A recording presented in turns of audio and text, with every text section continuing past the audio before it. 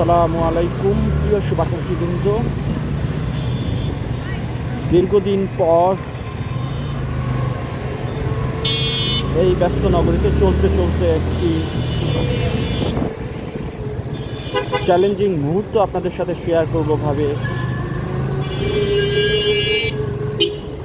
Video open করা। Video quality এবং বিরক্তিকর শব্দের জন্য আমি আন্তরিকভাবে ক্ষমা প্রার্থনা করছি। ব্যাটারি চালিত এই অটোরিকশা শহরে যে কোনো বাহন এই ব্যস্ত সড়কে চলা যে কতটা চ্যালেঞ্জিং তার একটা বাস্তব চিত্র, লাইভ সিনারিও আপনাদেরকে দেখানোর জন্যই আসলে আজকের আমার এই ব্লগটি করা।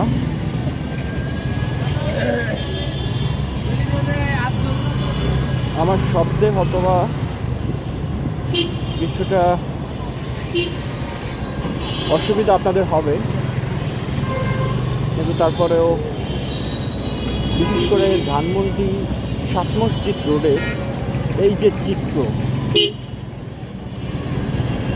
এটা যে কতটা পেইনফুল, কতটা কষ্টদায়ক, সেটা যারা এই রাস্তায় প্রতিনিয়ত চলাচল করে তারা ছাড়া অন্য কারো পক্ষে এটা বোঝা অত্যন্ত কঠিন, কষ্টদায়ক এই জার্নিটা আপনাদের সাথে শেয়ার করবো ভেবেই ভিডিও শুরু করলাম। আমি এখন 7 মসজিদ রোড হয়ে 27 নাম্বার ধানমন্ডির 27 জিরাতলা সীমান্ত সংবাদ থেকে আমার যাত্রা শুরু। শুধু দেখেন, রাস্তার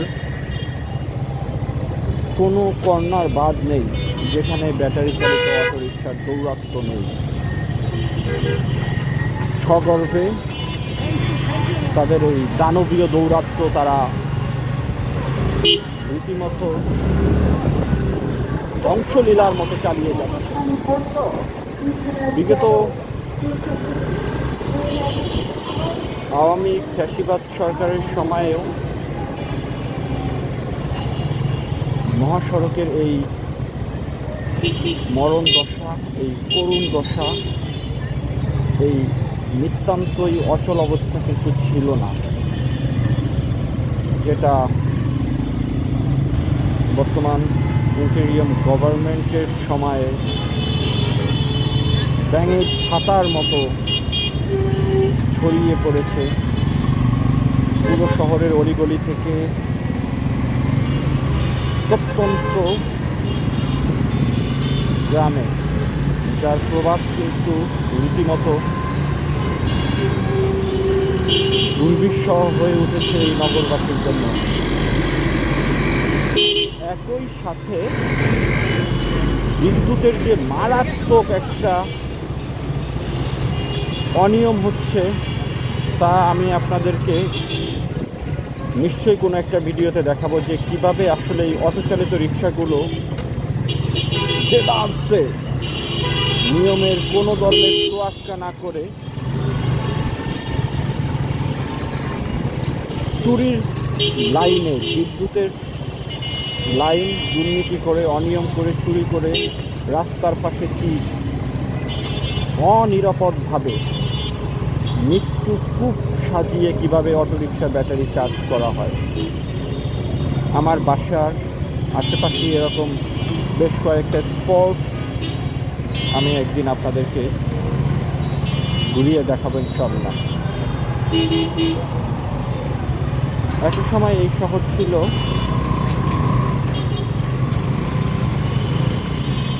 ব্যক্তিগত গাড়ির কবলে। সেই ব্যক্তিগত গাড়ির সাথে এখন আরও যে জিনিসটা যোগ হয়েছে সেটা হচ্ছে ব্যাটারি চালিত অটো, যেটাকে মানুষ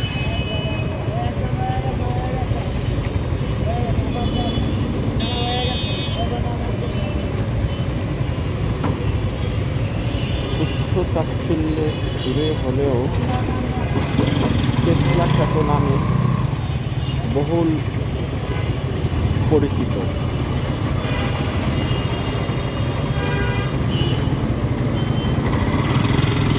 কিন্তু কে কতটা বিরক্তির শিকার তার থেকে বেশি আমি বিরক্তির শিকার করতাম। শহরের একটা মিষ্টি রাস্তাও বাদ নেই এখানে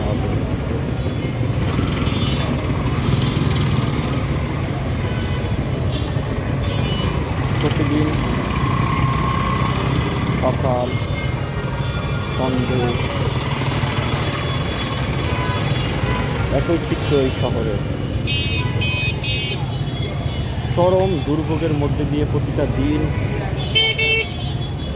অফিসে আসতে হয় এবং অফিস থেকে যেতে হয়।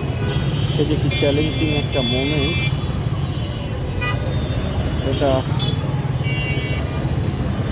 না দেখলে বোঝা অত্যন্ত কঠিনই বলে আমার মনে হচ্ছে। আগে যে রাস্তায় আমার যেতে 30-35 মিনিট সময় লাগছে, সেই একই রাস্তায় এখন প্রায় 1 ঘন্টাই লেগে যায়।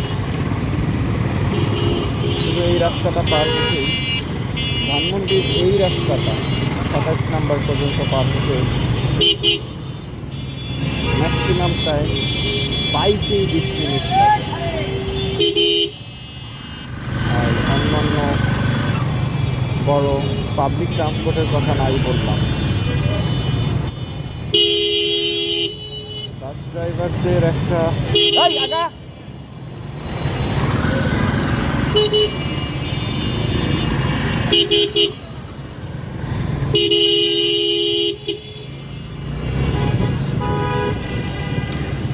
বাস ড্রাইভারদের একটা সমস্যা তো আমরা বহু আগ থেকেই লক্ষ্য করি, যে ওরা বাসের মাথা এবং পেছনের অংশ সম্পূর্ণ আড়াআড়িভাবে রেখে প্যাসেঞ্জার তুলে প্যাসেঞ্জার নামায় এবং বিরাট বড় একটা যানজট কিন্তু তখন আসলে সৃষ্টি হয়ে যায়। এই কৃত্রিম যানজটটা বাসগুলো সবসময় আসলে তৈরি করে। কিন্তু এখন আমাদের সেই মরার উপরে খাড়ার গা হয়ে দাঁড়িয়েছে ব্যাটারি চালিত অটোরিক্সা।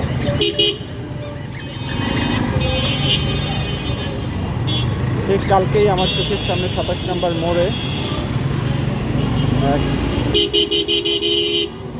ট্রেনের ভিতরে দাঁড়িয়ে থাকা এক বাসের পাশ দিয়ে অটোরিক্সা হুট করে একটা দাঁড়ানো প্রাইভেট কারের একটা পার্ট রীতিমতো খুলে ফেলেছে।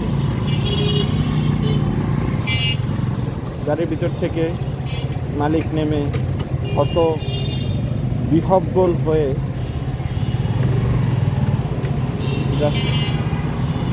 দাঁড়িয়ে তাকিয়ে আছে যে কী হলো, কেন হলো। এরকম চিত্র প্রতিদিনই প্রায় এই শহরে হচ্ছে।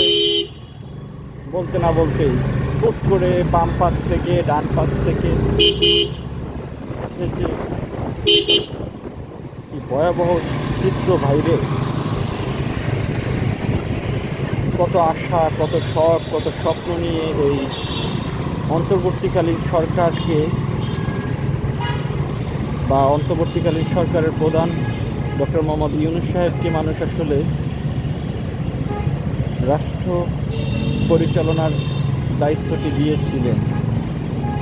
কিন্তু এতটা সফলভাবে উনি ব্যর্থ হবেন এটা হয়তো আমার মতো কেউই ভাবেননি।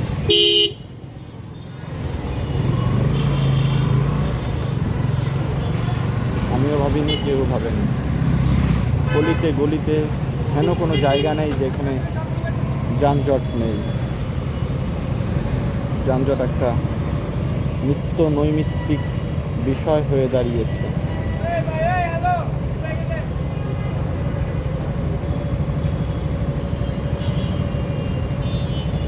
এই যে দেখেন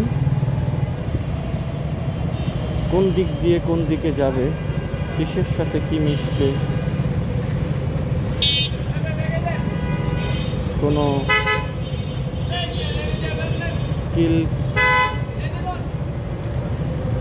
কুল কিনারা কেউ পাবে বলে মনে হচ্ছে না।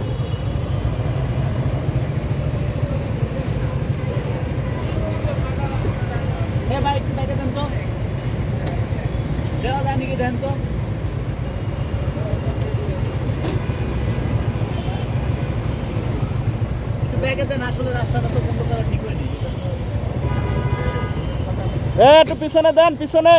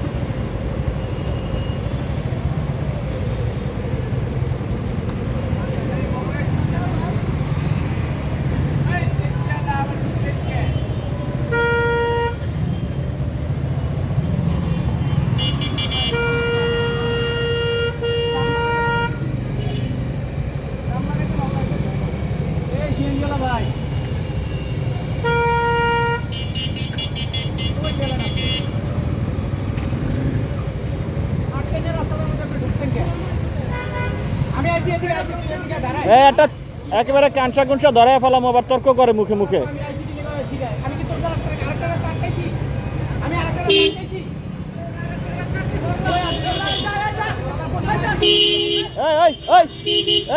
তর্ক না করে আগা আগা।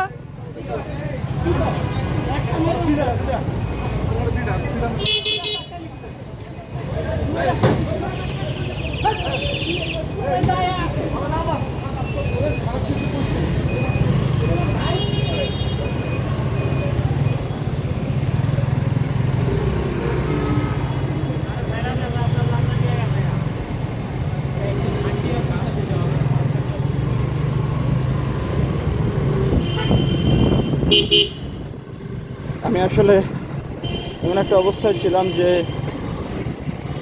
এরকম ঘটনা আপনাদেরকে আজকে দেখাইতে পারতেছি, এটা আমার জন্য একেবারেই নতুন কিছু নয়, একেবারে রেগুলার বেসিসে এরকমই হচ্ছে, চিরচারিত নিয়ম। আসলে কেউ এখন এইসব বিষয় নিয়ে বদার না, total regular scenario for each and every day.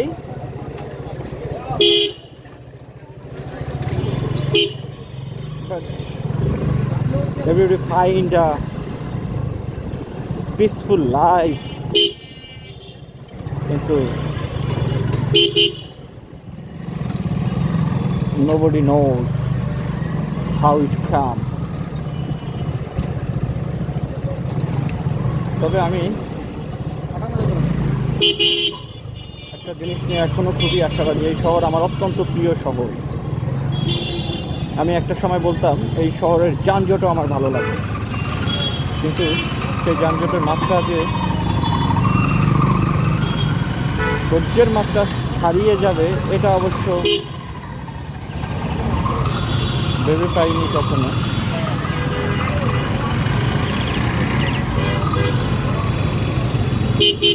Traffic police কাজ করছে না বা চেষ্টা করছে না বা তাদের পরিশ্রমের কোনো ঘাটতি আছে আমি সে কথা বলবো না, কিন্তু রাইট ট্র্যাকে রাইট ওয়েতে আসলে তারা শ্রমটা দিচ্ছে না, যার ফলে তাদের শ্রমটা এন্ড অফ দ্য ডে একটা ডে লেবারের মতো কাজ করছে।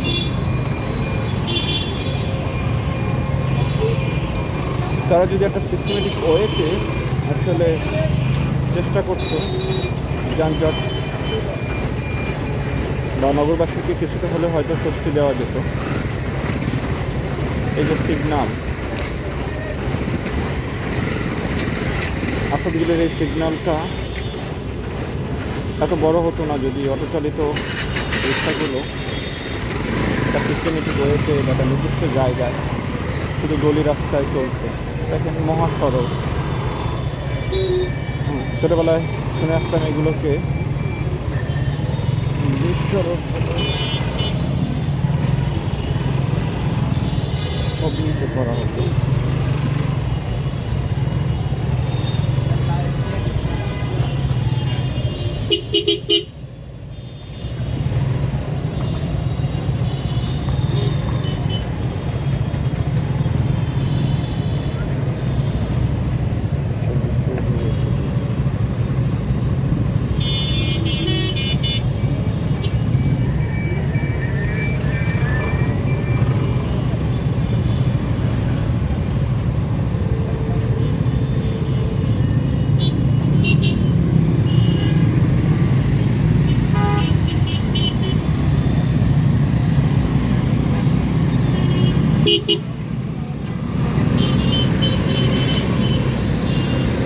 এই ভাই গেলো, ধরাটাও ছিল।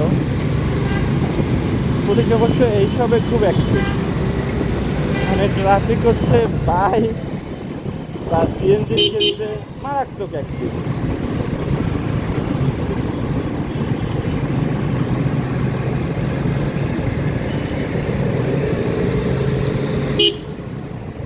তাকে এখন রং রোডের জন্য নিশ্চয়ই একটা মামলা দেওয়া হবে 1,000 টাকা। যেহেতু সামনাসামনি দাঁড়িয়ে দুর্নীতির সুযোগ কিছুটা কম, সাহসও পাচ্ছে না, কিন্তু সরকারের অন্যান্য অর্গানগুলো আবার পুরো দস্তর দুর্নীতি করে দেবে। তাদের দুর্নীতিতে আবার কোনো কমতি নেই, তারা আবার দুর্নীতিতে দাঁড় করে দেবে। তার কিছু একটা প্রমাণ আমি বেশ কিছুদিন আগে কোম্পানির একটা কাজ করতে গিয়ে খুব ভালোভাবে টের পেয়েছি।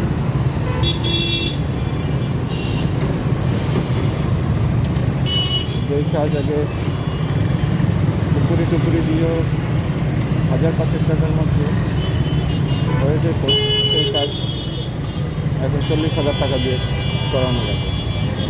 কিন্তু তারা সেটাকে প্যাকেজ সিস্টেম করে ফেলছে। এক দুর্নীতিগ্রস্ত কর্মচারী আমাকে বলে যে এটা প্যাকেজ। তখন বুঝতে পারছি যে শ্রমিক সহ আমরা যারা দিনরাত এক করে ঘাম জড়িয়ে দেশটাকে টেনে করে তুলতে চাচ্ছি, সেখানে কিছু কর্মচারী, সরকারি কর্মচারী দেশটাকে তাদের জীবনের একমাত্র লক্ষ্য হচ্ছে দুর্নীতি, দুর্নীতি এবং দুর্নীতি।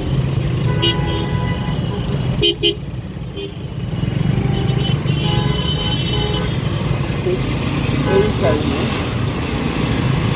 ভারতীয় অফিস থেকে বের হয়েছি, সেই কারণে টেকনিক্যাল সিগন্যালে থাকি, অথচ আমি এখনো কলেজ গেটও পার হতে পারিনি। আমি জাস্ট মাত্র প্রায়ত গণভবনের সামনে দিয়ে যাচ্ছি। প্রায়ত এই কারণেই যে বর্তমান নাম পরিবর্তন করে নতুন নামকরণ করা হয়েছে শহীদ জুলাই স্মৃতি জাদুঘর, যেখানে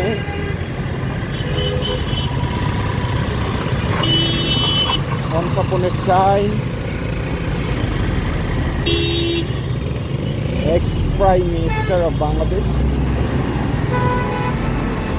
was living here, but nowadays it's July City Jadughar, sorry.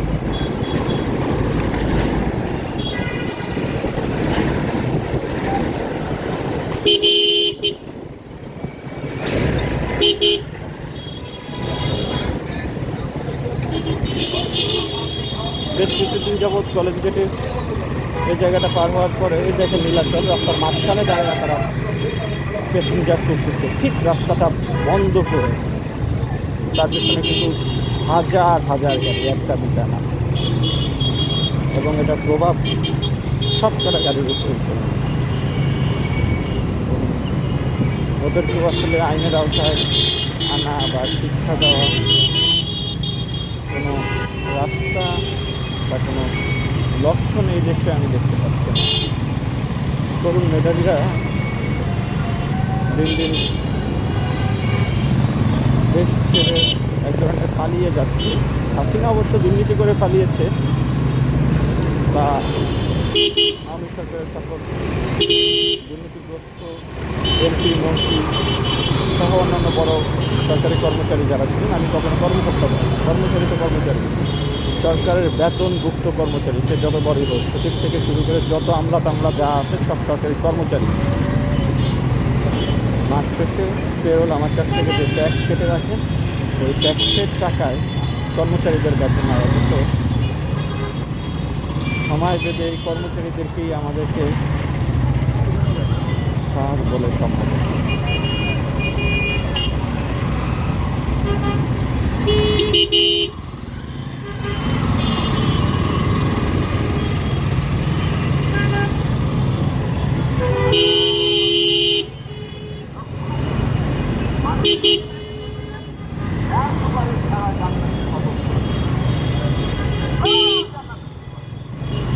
আমাদের এই কর্মচারীদেরকে আমাদের হার বলে সম্বোধন করতে হয়, নাহলে আমাদের কাজ পিছিয়ে যায়, আটকে যায়। নানান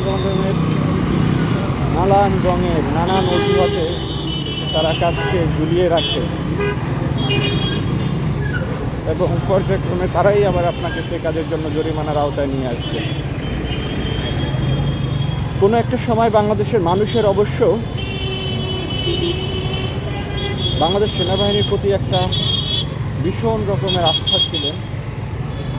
সেটা আগস্টের সময় মানুষ সে আস্থার পুনরাবৃত্তি পেয়েছে, কিন্তু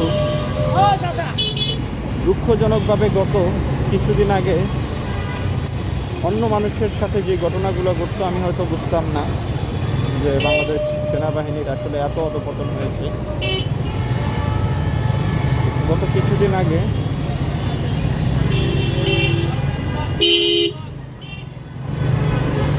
আমি আমার বাসার সামনের গলিতে অফিস থেকে ফেরার পরে আমার বউ চেষ্টা করে রাস্তার ছিন্নমূল কুকুরদেরকে খাবার দেওয়ার জন্য। ওর সামর্থ্য অনুযায়ী চেষ্টা করে আমাদের খাবার গুছিয়ে কিছু বিস্কুট নিয়ে। তো ওইটা আমি 9:30 10টা নাগাদ প্রায় নিয়ম করি বের হয়ে থাকি। হঠাৎ করে একেবারে বাসার ড্রেসে লুঙ্গি পরিহিত, টি শার্ট পরে খাবারগুলো বাইকের সাইডে নিয়ে জাস্ট ছিন্নমূল রাস্তার কুকুরগুলোকে খাবার দিয়ে আবার বাসায় চলে আসে। গলি রাস্তা হঠাৎ করে সেনাবাহিনীর টহলরত টিমের সাথে দেখা। আমার গলি রাস্তা তারা আমাকে দাঁড় করালো উইথ আমার ওয়াইফ। তারা হেলমেট খুঁজতেছে, যেটা আসলে রাষ্ট্রের কোনো প্রয়োজনীয় আইন না, এটা ট্রাফিক আইন, যেটা হচ্ছে আমার নিরাপত্তার জন্য। কিন্তু বাংলাদেশের যে ধরনের হেলমেট আসলে আমরা ব্যবহার করে থাকি, এইগুলো দিয়েছে আমাদের কোনো ধরনের নিরাপত্তা নিশ্চিত করে না। সেটা অবশ্যই সেই ভদ্র সেনা অফিসার জানেন বলে আমার মনে হয় না। পৃথিবীর উন্নত অনেক রাষ্ট্র আছে যেখানে হেলমেটের মতো এরকম শ্যাবলা কোনো আইন ট্রাফিক পুলিশের নাই। আমার পেপার খুঁজতেছে, আমি তাদেরকে জেনুইন রিজনটা বললাম, হিস্ট্রিটা বললাম, তারপরও তারা আমাকে কাটাচ্ছে। খুব সম্ভবত টহলগত টিমে একজন ক্যাপ্টেন হবে, আর ইয়াং অফিসার রীতিমতো পেঁচাচ্ছে যে কেন আমি হেলমেট নিলাম না। তাকে আমি বললাম এটা আফটার 10:30 PM আমার বাসার গলি, ট্রাফিক আইন নিয়ে কোনো সমস্যা হলে আপনারা ট্রাফিকের সহায়তা নেবেন, আমাকে মামলা দিবেন, আমাকে ছেড়ে দিবেন। আমার ওয়াইফ সহ আমাকে এতটাই হেনস্থা করার কোনো রাইটস কিন্তু আসলে তাদেরকে নাই। Because I will pay tax, আমি ট্যাক্স পে করি। আর একজন মানুষকে এরকম ন্যূনতম স্যাপলা কারণে যে সেনাবাহিনীর টিম গলি রোডে দা করে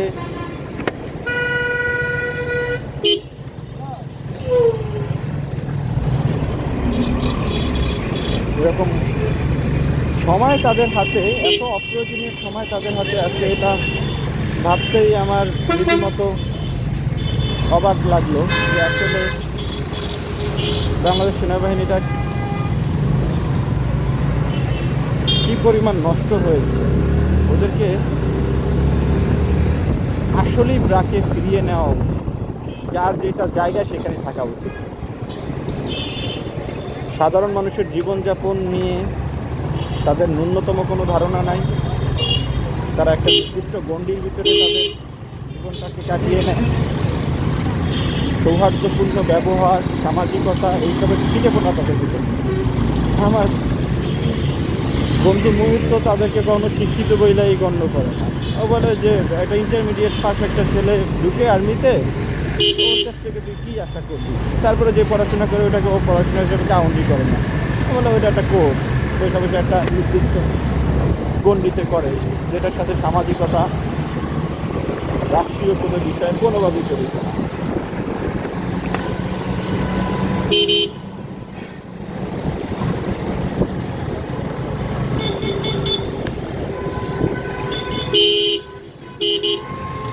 প্রচুর ধুলা।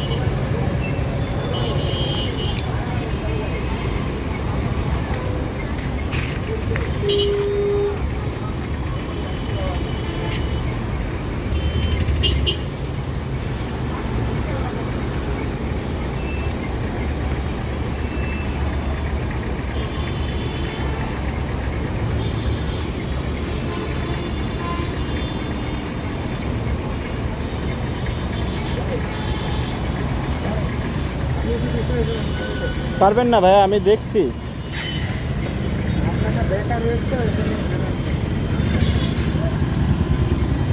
যাবে?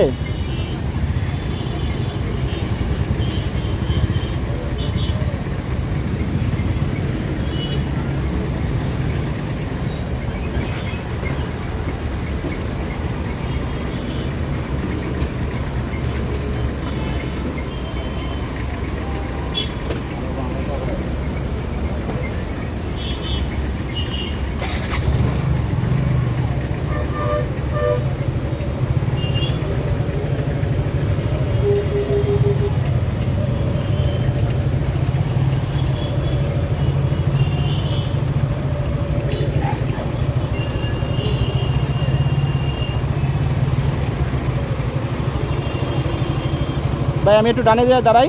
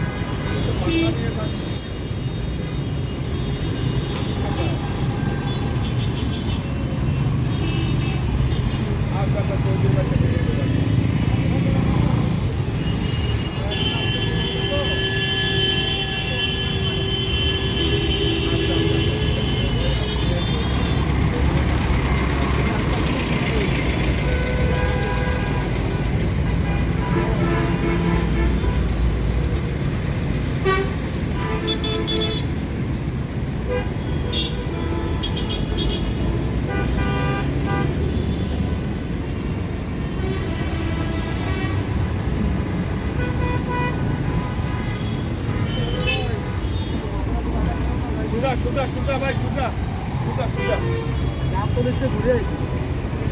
দেন আর একটা পিছনে দেন। আপনার ওই যে গেট ভারত চালানের টাকা ওখানে গেলে 1 মিনিট গাড়ি চালাতে হবে।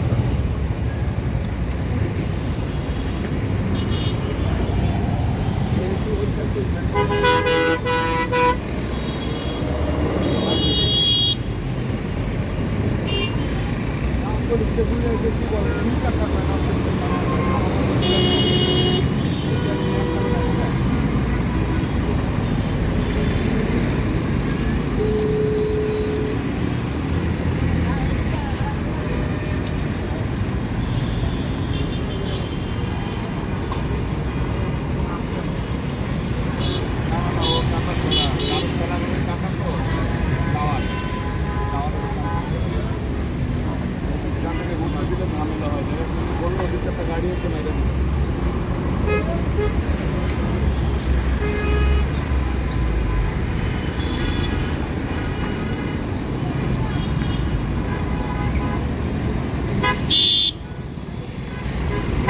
এই আগাও যাও সামনে যাও।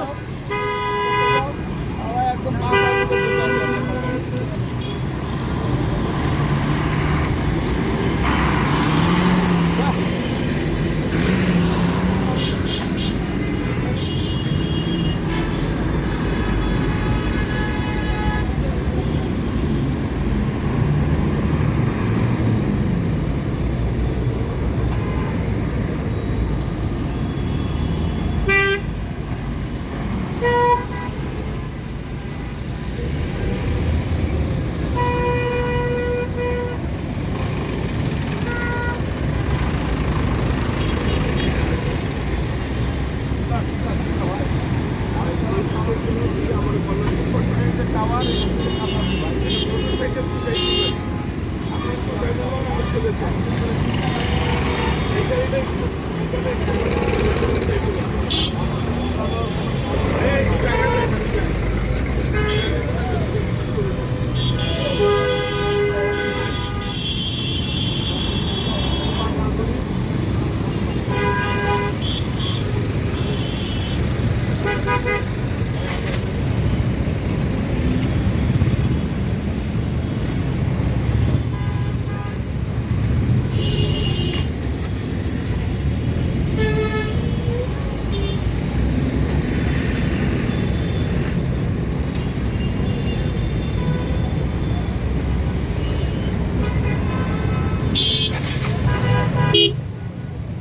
ভাই সরেন সামনে থেকে।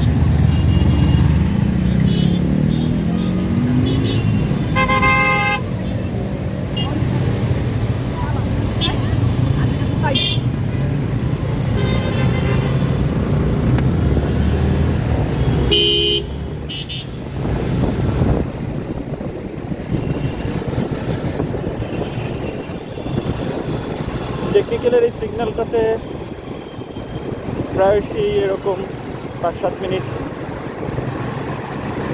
দাঁড়ানো লাগে আসলে।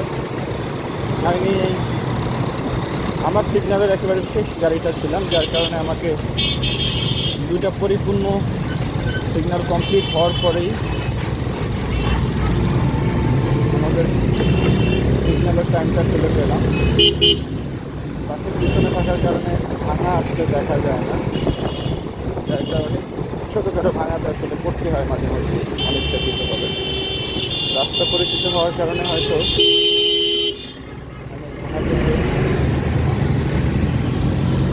দেখেও যাই, যখন বাসের পিছনে তখন হবে না যে সামনে ভাঙা। এই যে জুলাই গণ অভ্যুত্থান দিবস একটা লাগিয়ে সরকারি গাড়ি একটা ঘুরতেছে, এখন পুরো দেশকে অচল করেছে।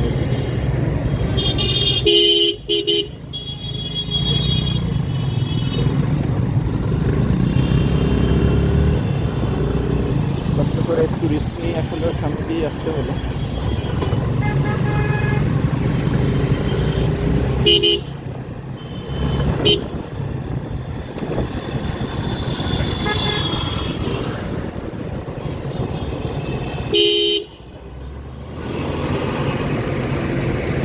ডেল্টা হসপিটালের এখানেও এখন ছোট একটা সিগন্যালের মতো তৈরি হয়েছে। এই বিপরীতমুখী গাড়িগুলো উল্টা রাস্তা চলার কারণে আসলে এই যানজটটা একটা কৃত্রিম যানজট। সেই ওই অটো আর কি, আর তো কোনো কিছু নাই। লক্ষ লক্ষ কর্মঘণ্টা প্রতিদিন নষ্ট হচ্ছে এই সড়কে। দেশের প্রোডাক্টিভিটি কত বিশাল বড় একটা ক্ষতি আসলে এই কর্মঘণ্টা নষ্ট হওয়া। প্রোডাক্টিভিটি, এনার্জি, অর্থ সব কিছুর ক্ষতি হচ্ছে। মানসিকভাবে মানুষ বিপর্যস্ত হচ্ছে, ক্লান্ত হয়ে যাচ্ছে, যার কারণে কোয়ালিটি যেই প্রোডাক্টিভিটি পাওয়ার কথা সেই প্রোডাক্টিভিটি পাওয়া যাচ্ছে না।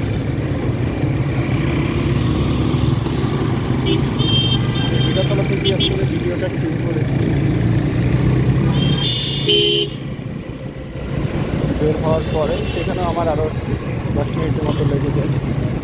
অফিস থেকে নেমে বাইক পার্কিং থেকে বের করে জাপান বাংলাদেশ ফ্রেন্ডশিপ হসপিটালের সামনে পর্যন্ত আসতে, সেখান থেকে 10 মিনিট কাউন্ট করে দেন মিরপুর আসার বিষয়টাতে সর্বমোট সময়টা আসলে বের করা যায়। যতটুকু শুনেছি আমার ওয়াইফ আমাকে বলেছে যে আমার বাসার সামনে রাস্তা সংস্কারের কাজ চলছে, ড্রেনেজের কাজ দীর্ঘদিন ধরে আশেপাশে কাজ চলতেছিল। এখন ঠিক আমার বাসার সামনে রাস্তা কাটা পড়েছে। গিয়ে দেখি, ও তো বললো যে বাসায় ঢোকার মতো অবস্থা নেই, তারপরেও দেখতে হবে।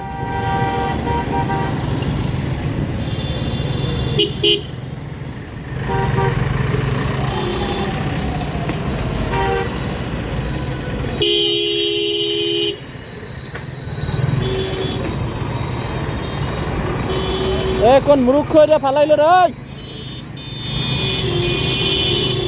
বাস থেকে বাসের হেল্পার অথবা ড্রাইভার কেউ একটা খাবার পানির বোতলে প্রস্রাব করে ডিরেক্ট মেন রাস্তার মধ্যে ফেলেছে। সেটা অত্যন্ত রিস্কি যে কোনো 2 চাকার বাহনের জন্য। বাস করে চাকাটা স্লিপ করতে পারে। পিছনে সবসময় গতিসম্পন্ন গাড়ি যেগুলো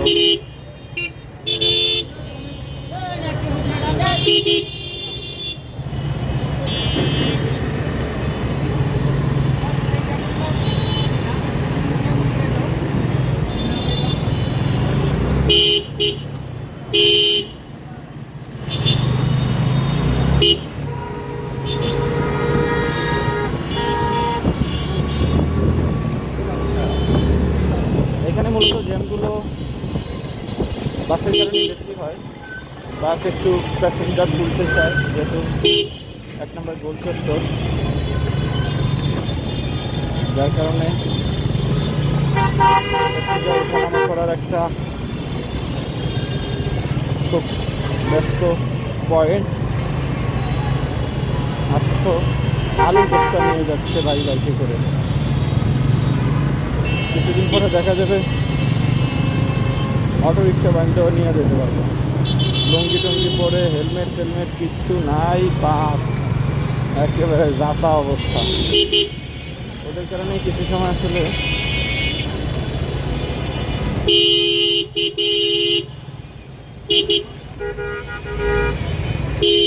ওই চাচা ওই আগান।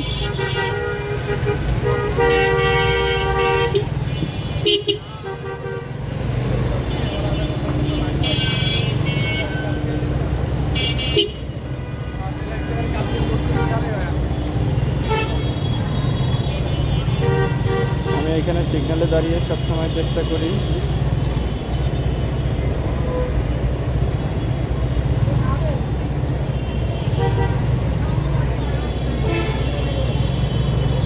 তোমার জন্য এখন যাইতে পারতেছি না। ওনারা যাইবে ওই জায়গায়, কি করবো ভাই? এদিকে নামাই দিলে কি হইতো? নামতেছে না কিন্তু। ওনারা যাবে ওনারা সব। বলো নাই যেটা রং রোড। সবাই তো জানে ভাই, সব তো সবাই মানে খুব বেশি। এখন তোমার জন্য পুরো রাস্তাটা বন্ধ হয়েছে, নাহলে আমরা তো সব বের হয়ে যেতে পারতাম।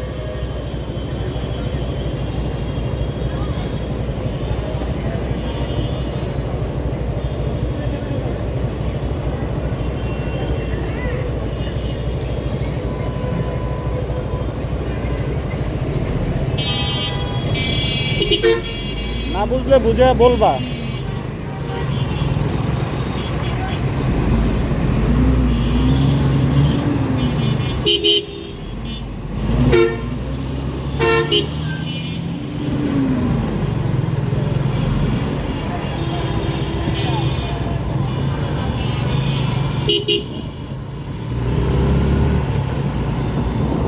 সামনে একটা বাদামের দোকান থেকে আমি প্রায় বাদাম নেই, কিন্তু আজকে ওই রিক্সাটা দাঁড়িয়ে থাকার কারণে বাদামটা নিতে পারলাম না, কারণ বাইক পার্কিং করে তারপরে বাদাম নিয়ে যাওয়া। আজকে আমি আসলে একটু বেশি জ্যামে পড়েছি সিগন্যালগুলোর কারণে। অন্য সময় আরও 10 বা 15 মিনিট আগে আসলে আসতে পারি।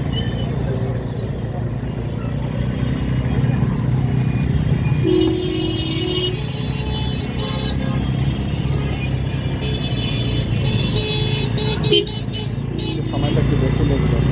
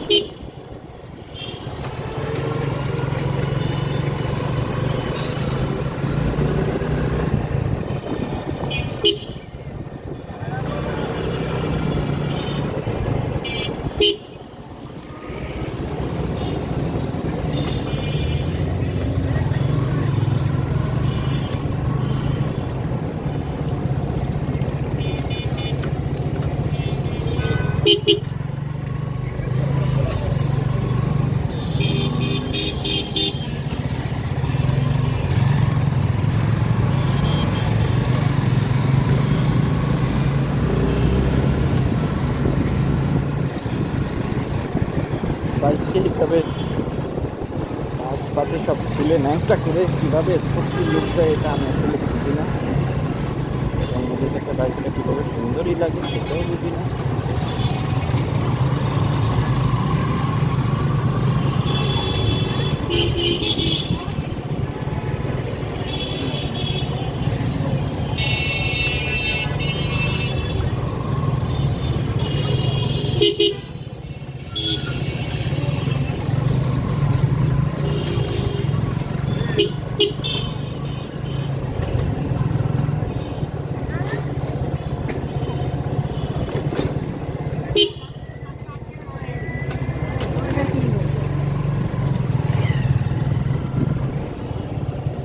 প্রথমে গাড়ি চালা শুরু হয়ে গেছে রাস্তা।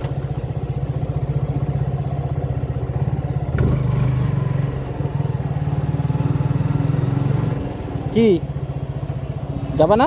না না ভাই, আমি তো আপনার একটা স্টাইলে আছি। টাকা নিয়ে যাও। না না না লাগবে